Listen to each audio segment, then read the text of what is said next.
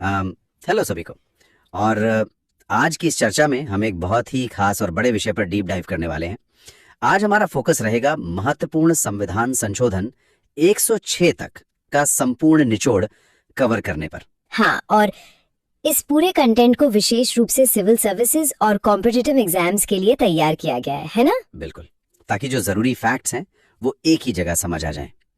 मैं इस deep dive को लेकर सच में काफी एक्साइटेड हूँ, क्योंकि इतने सारे अमेंडमेंट्स एक साथ देखना काफी इंटरेस्टिंग होने वाला है। मैं भी बहुत उत्सुक हूँ। एक ही क्रोनोलॉजिकल क्रम में इतनी जल्दी इतने सारे अमेंडमेंट सीखने के लिए मैं पूरी तरह तैयार हूँ। तो ठीक है, फिर बिना देर के शुरू करते हैं। चलो अब पहली स्लाइड देखते हैं। हाँ, देखते हैं।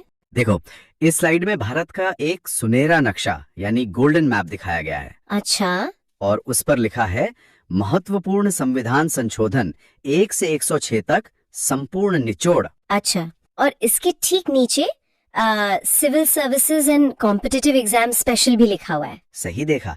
तो हम यहाँ से अपना परिचय शुरू कर रहे हैं। क्या ये सच में सभी कॉम्पिटिटिव एग्जाम्स के लिए स्पेशल है? देखो, यहाँ जो टाइटल लिखा है उसके आधार पर हाँ बिल्कुल। ठीक है, समझ गए। तो कुल मिलाकर ये सफर हमारी परीक्षाओं के लिए बहुत काम आने वाला है। चलो अब अगली स्लाइड देखते हैं। हाँ, चलते हैं अगली स्लाइड पर। इस स्लाइड में हमें भारत के नक्शे के साथ एक डॉक्यूमेंट या सर्टिफिकेट जैसा आइकॉन दिखाई दे रहा है, और एक बॉक्स में फर्स्ट अमेंडमेंट 1951 लिखा है। तो 1951 में ही पहला संशोधन हो गया था। इसमें क्या डिटेल्स लिखी हैं? हाँ, इसमें लिखा है कि 9वीं अनुसूची यानी 9th स्केड्यूल जोड़ी गई, जमींदारी प्रथा का उन्मूलन हुआ और भाषण पर उचित प्रतिबंध या रीजनेबल रिस्ट्रिक्शंस लगाए गए। साथ ही पिछड़े वर्गों के लिए विशेष प्रावधान बने। एक डाउट है, ये 9th स्केड्यूल में ब्रैकेट में क्या लिखा है? अच्छा, वो ब्रैकेट में लिखा है लैंड रिफॉर्म्स यानी भूमि सुधार। ओह, ठीक है। तो यहाँ से हम ये समझ सकते हैं कि 1951 में ही पहला बदलाव समाज सुधार के लिए किया गया। चलो अब अगली स्लाइड पर बढ़ते हैं। हाँ, इस नई स्लाइड में भारत के नक्शे के ऊपर 2 कनेक्टेड बॉक्सेस दिख रहे हैं। एकदम सही।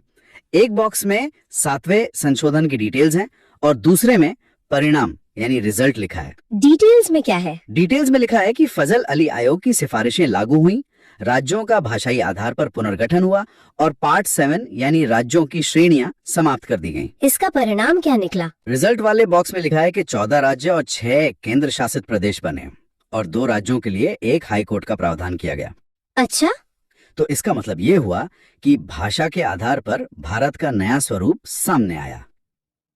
चलो अब अगली स्लाइड देखते हैं। हाँ, इस स्लाइड में नक्शे के पश्चिमी तट पर यानी वेस्टर्न कोस्ट पर दादरा और नगर हवेली और गोवा मार्क किए गए हैं। हाँ, इसमें बताया गया है कि 10th अमेंडमेंट 1961 से दादरा और नगर हवेली भारत में शामिल हुए और इन्हें पुर्तगालियों से मुक्त कराया गया।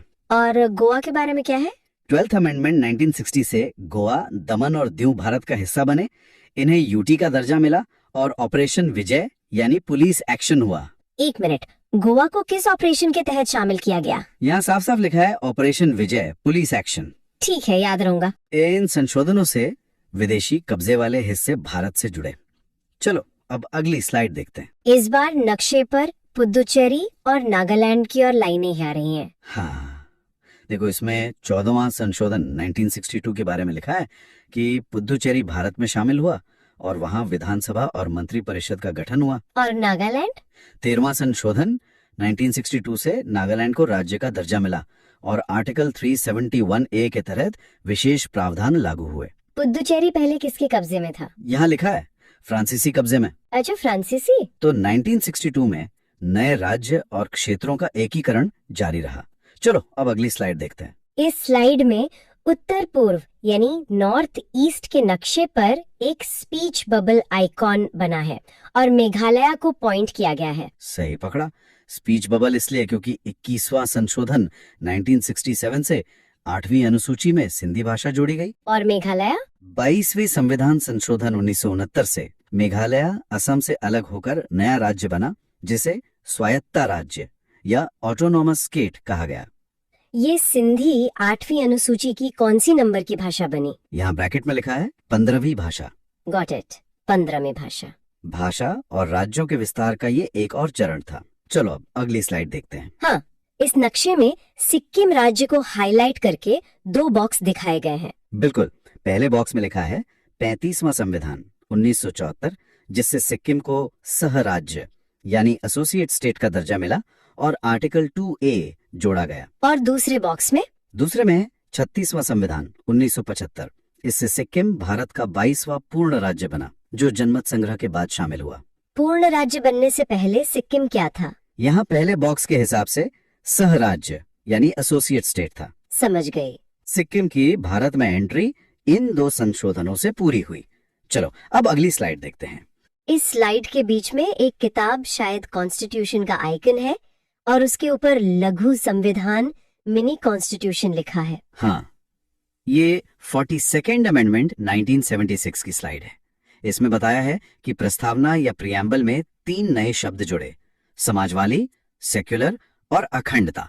अच्छा, और कुछ भी जुड़ा? हाँ, मौलिक कर्तव्य यानी ड्यूटीज के लिए भाग 4A और आर्टिकल 51A जोड़ा गया, स्वर्ण सिंह समिति की सिफारिश पर। ये मौलिक कर्तव्य किसकी सिफारिश पर जोड़े गए? स्वर्ण सिंह समिति की सिफारिश पर। ठीक है। तो इसे मिनी कॉन्स्टिट्यूशन कहा जाना बिल्कुल सही है। चलो अब अगली स्लाइड देखते हैं। यहाँ एक हथौड़ा यानी गैवल और एक पेड़ का आइकन दिख रहा है। ये उसी 42nd संशोधन का दूसरा हिस्सा है। इसमें लिखा है कि शक्ति और प्रशासन में राष्ट्रपति को कैबिनेट की सलाह मानना बाध्यकारी किया गया। अच्छा। और लोकसभा का कार्यकाल 5 से 6 वर्ष किया गया।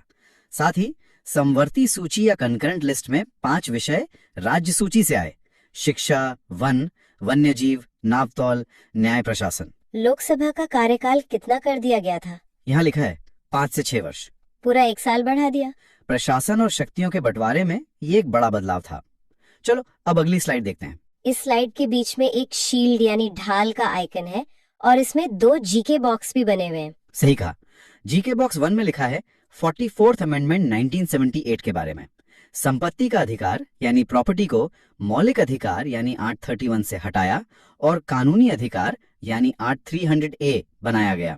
और दूसरे जीके बॉक्स में क्या है? जीके बॉक्स 2 आपातकाल या इमरजेंसी पर है।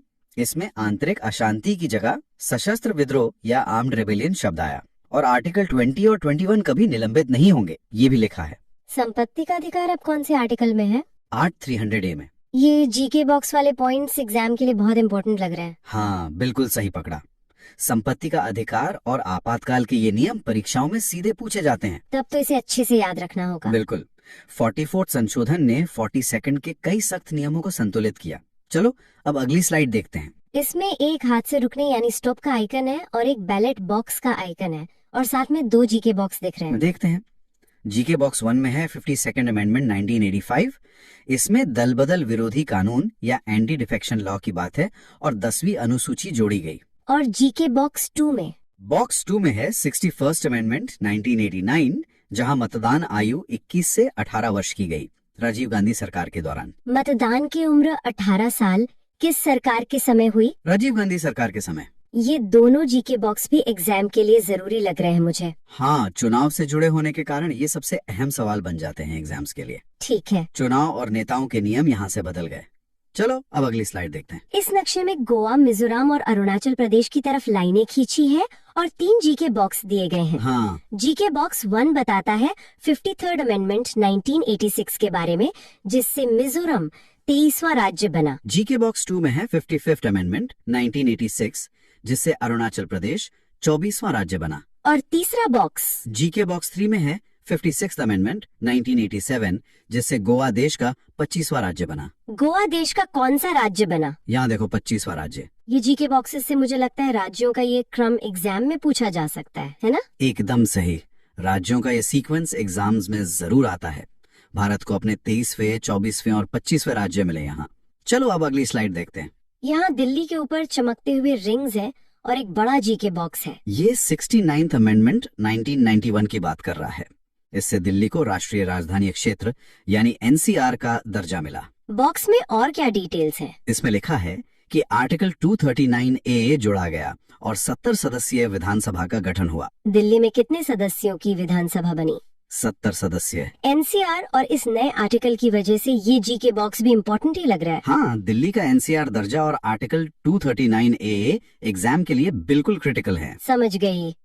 राजधानी दिल्ली का प्रशासनिक ढांचा यहाँ से विशेष बन गया। चलो अब अगली स्लाइड देखते हैं। इस स्लाइड में एक प्राचीन स्क्रोल जैसा आइकन है जिस पर कुछ टेक्स्ट लिखा है। हाँ, ये 71st अमेंडमेंट 1992 की स्लाइड है। इससे 8वीं अनुसूची में 3 नई भाषाएं जोड़ी गई, नेपाली, मणिपुरी और कोंकणी। इसमें ब्रैकेट में एक शब्द लिखा है। हाँ, वो ट्रिक है, नमक। ये याद रखने की ट्रिक क्या है? नमक, N से नेपाली, M से मणिपुरी और K से कोंकणी। अच्छा, ये तो काफी आसान ट्रिक है। इस ट्रिक से ये 3 नई भाषाएं आसानी से याद हो जाएंगी। चलो अब अगली स्लाइड देखते हैं। इसमें एक घर और पेड़ का आइकन है जो गांव जैसा लग रहा है, और एक बिल्डिंग का आइकन है जो शहर दिखा रहा है। साथ में 2 जीके बॉक्स भी हैं। बिल्कुल सही इंटरप्रेट किया। जीके बॉक्स 1 में 73rd अमेंडमेंट 1992 है, जो पंचायती राज यानी ग्राम पंचायत के बारे में है। इसमें 11वीं अनुसूची जोड़ी गई जिसमें 29 विषय हैं। और दूसरा बॉक्स शहरों के लिए होगा। हाँ, जीके बॉक्स 2 में 74th अमेंडमेंट 1992 है, नगर पालिका या अर्बन बॉडीज पर। इससे 12वीं अनुसूची जोड़ी गई जिसमें 18 विषय हैं। 11वीं और 12वीं अनुसूची में कितने विषय हैं? 11वीं में 29 और 12वीं में 18 विषय। ये लोकल गवर्नमेंट और ये विषयों वाले दोनों जीके बॉक्स पक्का एग्जाम में आते होंगे। हाँ, लोकल गवर्नमेंट के विषय एग्जाम्स में बार बार आते हैं। गांव और शहर दोनों स्तर पर शासन मजबूत हुआ इन अमेंडमेंट से। चलो अब अगली स्लाइड देखते हैं। यहाँ एक चमकती हुई किताब का आइकन है और 2 जीके बॉक्स दिए गए हैं। जीके बॉक्स 1 है 86th अमेंडमेंट 2002 पर। इससे शिक्षा का अधिकार यानी आरटीई मौलिक अधिकार बना। इसे आरटी 21A में रखा गया जो 6 से 14 वर्ष के बच्चों के लिए है। और जीके बॉक्स 2 में क्या लिखा है? जीके बॉक्स 2 है 92nd अमेंडमेंट 2003 के बारे में। इससे 4 नई भाषाएं जोड़ी गई, बोडो, डोगरी, मैथिली, संथाली। इसकी ट्रिक दी गई है BDMS। आरटीई में किस उम्र के बच्चे आते हैं? 6 से 14 वर्ष के बच्चे। ये शिक्षा का अधिकार और ये BDMS ट्रिक दोनों जीके बॉक्स एग्जाम्स के लिए जरूरी लगते हैं। बिल्कुल, शिक्षा का अधिकार और BDMS ट्रिक एग्जाम के लिए बहुत जरूरी है। शिक्षा और भाषा दोनों क्षेत्रों में बड़े कदम उठाए गए। चलो अब अगली स्लाइड देखते हैं। इस स्लाइड में संसद भवन का इमेज है और एक हैंडशेक यानी हाथ मिलाने का आइकन है। 2 जीके बॉक्स भी हैं यहाँ। हाँ, जीके बॉक्स 1 बताता है 91st अमेंडमेंट 2003 के बारे में। इसने मंत्री परिषद का आकार सीमित किया, जो अब लोकसभा का 15% से अधिक नहीं हो सकता। ठीक है, और जीके बॉक्स 2? जीके बॉक्स 2 में 97th अमेंडमेंट 2011 है, जिससे सहकारी समितियां या कोऑपरेटिव सोसाइटीज को संवैधानिक दर्जा मिला, भाग 9B में। मंत्री परिषद की लिमिट कितनी तय की गई? लोकसभा का अधिकतम 15%। ये दोनों ही जीके बॉक्स पॉलिसी चेंजेस के हिसाब से काफी इम्पोर्टेंट दिख रहे हैं। हाँ, सरकार के आकार पर नियंत्रण और सहकारिता को बढ़ावा दोनों महत्वपूर्ण है। चलो अब अगली स्लाइड देखते हैं। इस नक्शे में बांग्लादेश बॉर्डर की तरफ लाइनें हैं और GST लिखा हुआ एक सोने का सिक्का है। साथ ही 2 जीके बॉक्स भी हैं। देखो, जीके बॉक्स 1 में 100th अमेंडमेंट 2015 की डिटेल्स है। ये भारत बांग्लादेश भूमि सीमा समझौता या LBA के बारे में है, जिसमें 3 बीघा कॉरिडोर का हस्तांतरण हुआ है। और सोने का सिक्का ऑब्वियसली GST के लिए है। हाँ, जीके बॉक्स 2 में 101st अमेंडमेंट 2016 है। इससे GST या गुड्स एंड सर्विसेज टैक्स लागू हुआ, 1 नेशन 1 टैक्स, जो 1 जुलाई 2017 से प्रभावी हुआ। GST कब से प्रभावी हुआ? यहाँ लिखा है 1 जुलाई 2017। ये तो करंट टॉपिक्स वाले जीके बॉक्स लग रहे हैं एकदम। सही पकड़ा, ये ताजा इतिहास के बहुत बड़े बदलाव हैं एग्जाम्स के लिए। सीमा विवाद सुलझा और देश का टैक्स सिस्टम एक हुआ। चलो अब अगली स्लाइड देखते हैं। इस स्लाइड में न्याय के तराजू या स्केल्स ऑफ जस्टिस का आइकन है और इस बार 3 जीके बॉक्स दिख रहे हैं। हाँ, ये नई और ताजा अमेंडमेंट्स हैं। जीके बॉक्स 1 है 102nd अमेंडमेंट 2018, जिससे OBC आयोग या NCBC को संवैधानिक दर्जा मिला। जीके बॉक्स 2 में है 103rd अमेंडमेंट 2019, जिसमें EWS यानी आर्थिक पिछड़ा वर्ग को 10% आरक्षण मिला। और जीके बॉक्स 3? जीके बॉक्स 3 में 104th अमेंडमेंट 2020 है। इसने SC/ST आरक्षण 2030 तक बढ़ाया और एंग्लो इंडियन सीट समाप्त कर दी। 104th संशोधन में कौन सी सीटें समाप्त की गई? एंग्लो इंडियन सीटें समाप्त की गई। ये लेटेस्ट अमेंडमेंट्स के तीनों जीके बॉक्स तो पक्का एग्जाम्स में आएंगे। बिल्कुल, सामाजिक न्याय और आरक्षण के नियम यहाँ अपडेट हुए हैं तो ये आते ही हैं। चलो अब आखिरी स्लाइड देखते हैं। इस आखिरी स्लाइड में संसद के सामने एक महिला का सिलुएट बना है और 2 जीके बॉक्स हैं। हाँ, जीके बॉक्स 1 में 105वां अमेंडमेंट 2021 है, जिससे राज्यों को OBC सूची बनाने का अधिकार मिला। और जीके बॉक्स 2 में सबसे लेटेस्ट 106वां अमेंडमेंट 2023 है, यानी नारी शक्ति वंदन अधिनियम। इसमें लोकसभा और विधानसभा में महिलाओं को 33% आरक्षण दिया गया है। 106 संशोधन में महिलाओं को कितना आरक्षण मिला? 33% आरक्षण। ये 106 अमेंडमेंट वाला जीके बॉक्स तो एग्जाम के लिए सच में सुपर इम्पोर्टेंट है। बिल्कुल सही। महिला सशक्तिकरण के साथ हमारा 1 से 106 तक का सफर पूरा हुआ। बहुत ही डिटेल में कवर किया हमने। हाँ, और जाने से पहले मैं यहाँ एक जरूरी बात छोड़ना चाहूंगा। जरा सोचिए, 1951 में भूमि सुधार से लेकर 2023 में महिलाओं के आरक्षण तक। हमारा संविधान कोई रुकी हुई किताब नहीं है, ये एक जीवित दस्तावेज यानी लिविंग डॉक्यूमेंट है, जो समय और समाज की जरूरतों के साथ खुद को अपडेट करता है। एकदम सही कहा। हमें सच में इस लिविंग डॉक्यूमेंट वाले पहलू पर खुद विचार करना चाहिए कि कैसे ये सभी अमेंडमेंट्स हमारी बदलती जरूरतों को दिखाते हैं। तो आज के इस डिस्कशन के लिए बस इतना ही।